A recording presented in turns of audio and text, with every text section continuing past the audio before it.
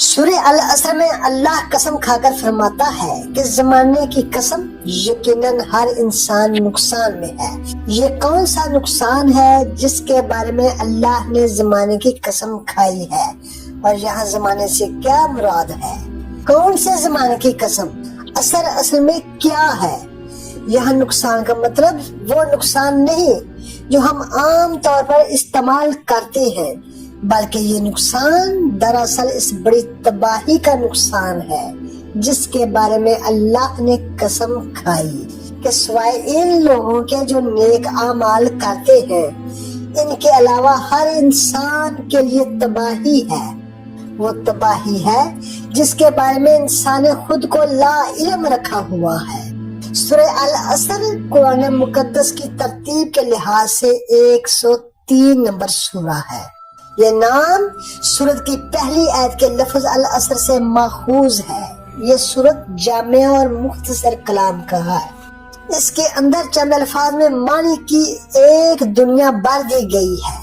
اس میں بالکل دو ٹوک الفاظ میں بتا دیا گیا ہے کہ انسان کی فلاح کا راستہ کون سا ہے اور اس کی تباہی اور بربادی کا راستہ کون سا۔ امام شافعی رحمت اللہ علیہ نے بہت صحیح کہا ہے کہ اگر لوگ اس صورت پر غور کریں تو یہی صورت ان کی ہدایت کے لیے کافی ہے۔ اس صورت میں اللہ عصر کی قسم کھا کر فرما رہا ہے۔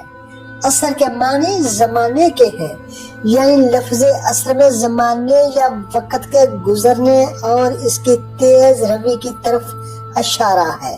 بعض مفسرین والعصر سے مراد نماز عصر کا وقت یعنی زمانہ بھی لیا ہے۔ یہاں پر اللہ تعالیٰ نے عصر کی نماز کے وقت کی قسم یاد فرمائی ہے، اس لیے کہ یہ نماز درمیانی نماز ہے۔ حدیث پاک میں آیا ہے کہ نماز عصر کی فکر کرو کیونکہ یہ بڑے خطرے والی نماز ہے۔ خطرے والی نماز سے مراد یہی ہے کہ یہ دن کی درمیانی نماز ہے، اس لیے اس کے چھوٹنے یا قضا ہونے کا خطرہ زیادہ ہوتا ہے۔ عام طور پر عصر کے وقت لوگ اپنے کاموں، تجارت، نوکری یا دیگر مصروفیات میں گم ہوتے ہیں۔ اس لیے یہاں بعض مفسرین نے یہ معنی لیا ہے کہ عصر کا ذکر فرما کر اللہ تعالیٰ نے عصر کی نماز کے وقت کی قسم یاد فرمائی ہے تاکہ اس نماز کی اہمیت کو واضح کر دیا جائے۔ لیکن اس کے یہاں ایک ایسی بات بھی پوشیدہ ہے جو اپنے اندر ایک پوری کائنات رکھتی ہے۔ لفظ عصر اصل میں نچوڑنے کو کہتے ہیں۔ جس عصر یعنی زمانے کی قسم کھائی گئی ہے، یہ قسم اس اہمیت کی بنا پر ہے جو دن کے اس موقع کو حاصل ہے، کیونکہ یہ وقت انسانوں کی حیات اور نظام زندگی کے خاتمے کا وقت ہوتا ہے، اور یہ وقت انتہائی مختصر ہوتا ہے جو جلدی گزر جاتا ہے۔ دن کے کام اپنے انجام کو پہنچتے ہیں، پرند و چرند اپنے اپنے آشیانوں اور ٹھکانوں کو واپس لوٹتے ہیں، سورج مغرب میں اپنا سر چھپا لیتا ہے اور فضا بتدریج تاریک ہوتی چلی جاتی ہے۔